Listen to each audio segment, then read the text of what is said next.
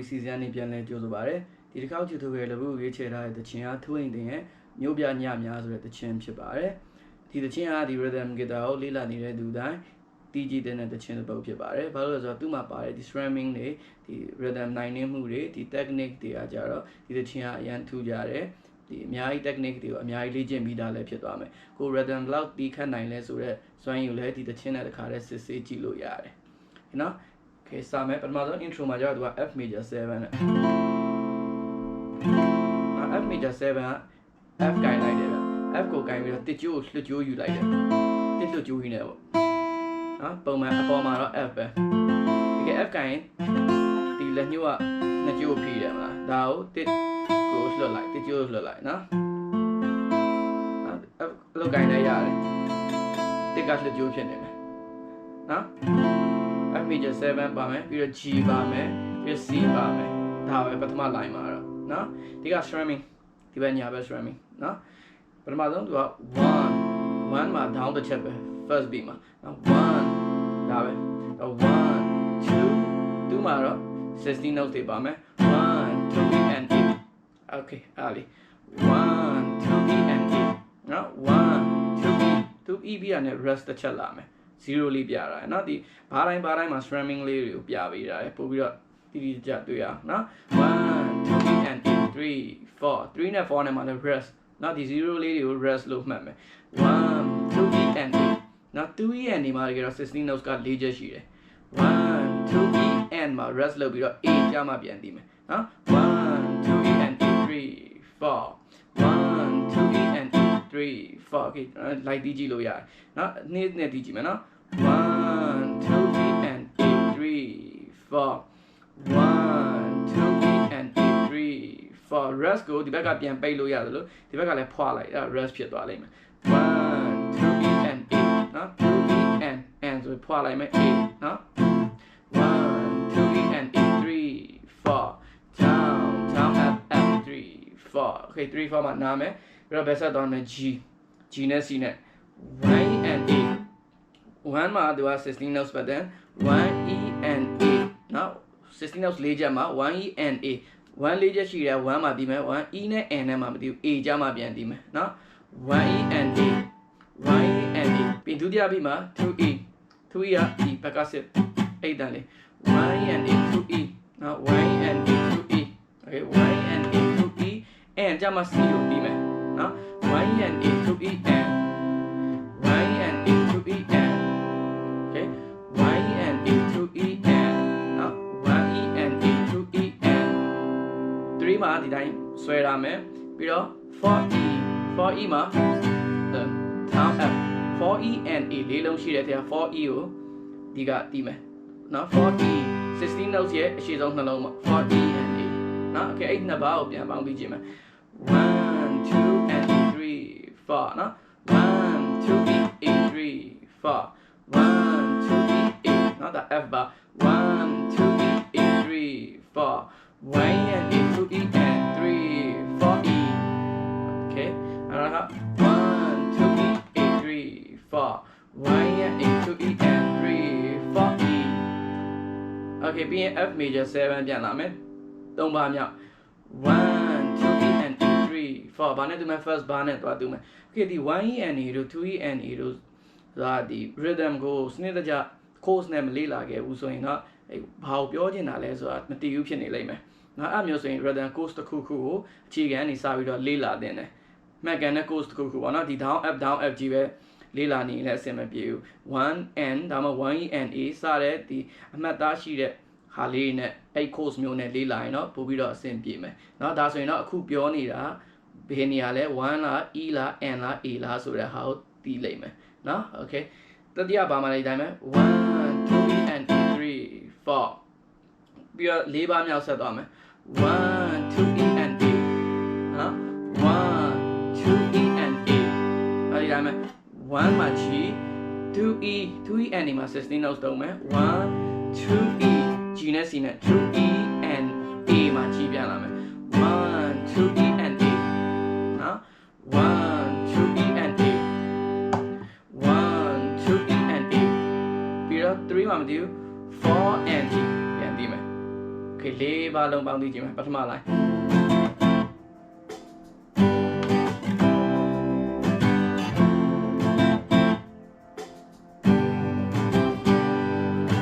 Okay ပြီးရင်ဒုတိယ line ဆက်သွားမယ်ဒုတိယ line ရဲ့ပထမ2ပါပထမ line ရဲ့ပထမဘာနဲ့ဒုတိယဘာနဲ့တူတူပဲ1 2 e and a ရှင်းနှစ်ပါချင်းတူတူပဲ1 and a 2 e and 3 4 e Okay ပြီးနောက်တစ်ပါဆက်သွားမယ်နောက်တစ်ပါလည်းအပေါ်နဲ့တူတူပဲ1 2 e and a 3 4 Okay နောက်ဆုံးပါမှာ10ပါမြောက်ပေါ့နော် intro 10ပါမြောက်ဒုတိယ line 4ပါမြောက်အဲ့မှာတော့ပြောင်းအောင်မယ်1 2 and a ဒါတော့ရိုးပုံမှန်ပဲ1 2 and a use ramming ပေါ့နော်16 use ramming 1 မှာတော့ဘာလဲ1 2 and a ပြီးတော့2 and မှာ d minor ကိုထည့်မယ်ပြီးတော့3မှာ rest 3ရဲ့ and မှာ d minor ကိုထည့်မယ် down stroke နဲ့တီးမယ်ပြီးတော့ 4e and a လေးလုံးရှိတဲ့ 4e မှာတီးမယ် e minor နော်1 2 and a 3 and 4e အဲ့လိုဖြစ်သွားမယ်3 and 4e 3 and 4e and a ရတယ် 4e and a ထိလိုက်ရတယ် 4e လို့ဒီခါလေးဖြတ်တီးလို့လည်းရတယ်နော်1 2 and a 3 and 4e and a Okay တော့ intro ဒုတိယ line သိကြည့်မယ်နော်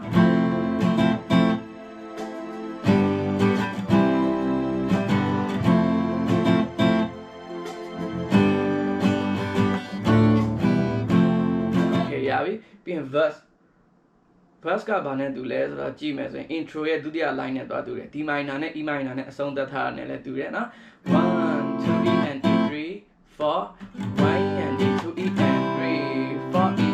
1 2 e and e 3 4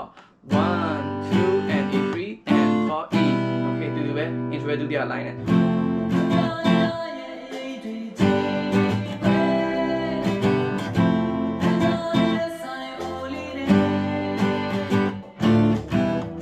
ဆင်းမယ် first ရဲ့ဒုတိယ line ဒီတိုင်းပဲ1 2 e and e 3 4 1 and e 2 e and 3 4 e ပြီးတော့1 2 e and e 3 4 g 1 2 e and e Okay verse ဒုတိယ line ရဲ့နောက်ဆုံးပါမှာ1 2 e and e 3 4 and e မှာ green ခတ်ထားတယ်ပြီးကျင်လည်းရတယ်လှုပ်ပေးလိုက်လို့လည်းရတယ်เนาะကိုကဟာနေရလို့ထင်တော့4 and e လေးကိုပါလေးခတ်လိုက်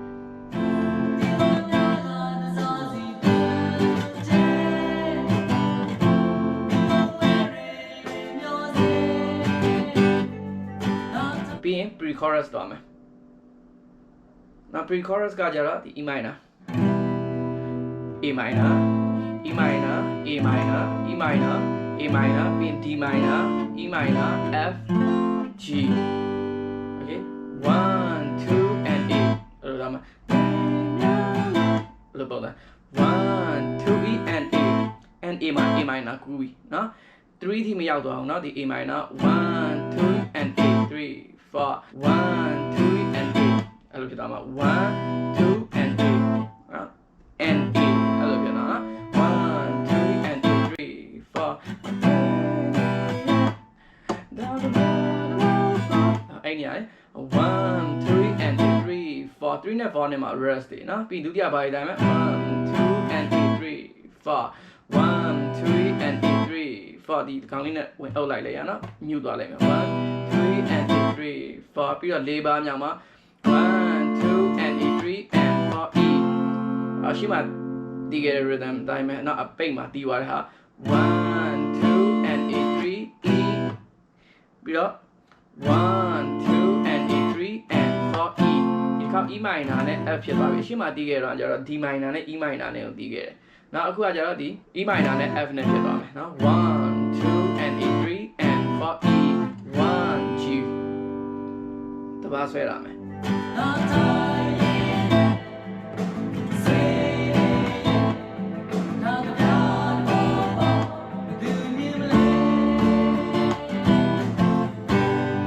verse 2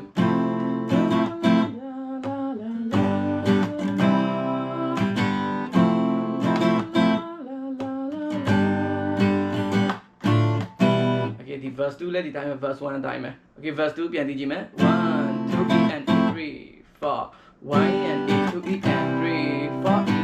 1 2 e and 3 4 1 2 and 8 3 4 e 3 and 4 E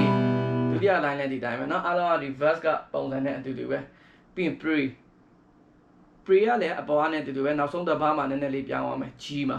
အပေါ်မှာ pre chorus ကကြတော့ G ကအဲ့လိုပဲချလိုက်တယ်အခုကကြတော့ G က1 2 and 3 အမ F ကိုခုနကလိုတီးတယ်လို့တီးသွားလိုက်မယ် pre ကနေပြန်တီးကြည့်မယ်နော်1 2 and 3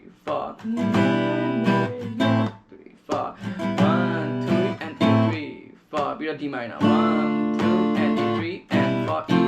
1 2 and 3 and 4 E 1 2 and 3 and 4 E 3 and 4 E 1 2 and 3 and 4 E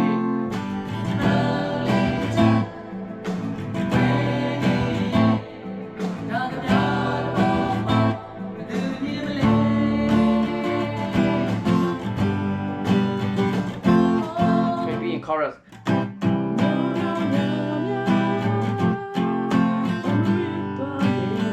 okay အဲ့ညမှာကျတော့ဒီ rest လေးနဲ့ဒီတချင်းပုံစံမျိုး funk လို့ခေါ်တယ်နော် F U N K ဒီ funk လို့ခေါ်တယ်နော် okay ဒီ funk မှာ rhythm တွေကတော့တမျိုးကြမဟုတ်ဘူးနော် okay chorus ဒီမှာ chorus မှာကျတော့ C ရဲ့ E minor ရဲ့ F ရဲ့ G ရဲ့တော့ beating ဖြစ်သွားမှာပါနော်1မှာသူကတီးပြီးတာချက်ချင်း step ကတော့ပြန်ပိတ်မှာ1 and အဲ့လိုဖြစ်သွားမှာ1 and အပြတ်ကြီးမဟုတ်နော်1 and အဲ့လိုကြီးမဟုတ်1 and အဲ့လိုဖြစ်ရမှာ1 and ပိတ်မှာ1 and 2 and 2 and ကတော့ပုံမှန်ပဲပေါ့1 and 2 and 3 4 and E minor third beat နဲ့ fourth beat မှာတူတူပဲ3 4 and နော်1 and 2 and 3 4 and 1 and 2 and 3 4 and ဒီတိုင်းပဲနော်အဲ့တော့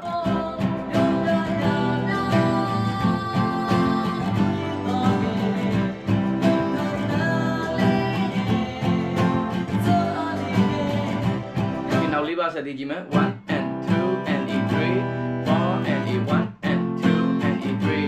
4 and 1 and 2 and 3 4 and 1 and 2 and 3 4 and ပြီးတော့ A minor 1 and 2 and 2 3 4 okay ပြီးရင် verse 1ပြန်သွားမယ် verse 1လည်းဒီရှိမှပြပြီးတဲ့အတိုင်းပဲနောက်ပြီးတော့ solo မှာပါတဲ့ chord တွေကကျတော့ C G solo မှာပါတဲ့ strumming ကကျတော့ဒီ chorus strumming လည်းသွားမယ်1 and 2 and 3 4 and 1 and 2 and 3 4 E အဲ့လေးတော့ခံအောင်မယ်4 E ပြီးတော့ဆက်သွားမယ်1 and 2 and 3 4 and 1 and 2 and 3 4 and 1 and 2 and 3 4 and 1 and 2 and 3 4 E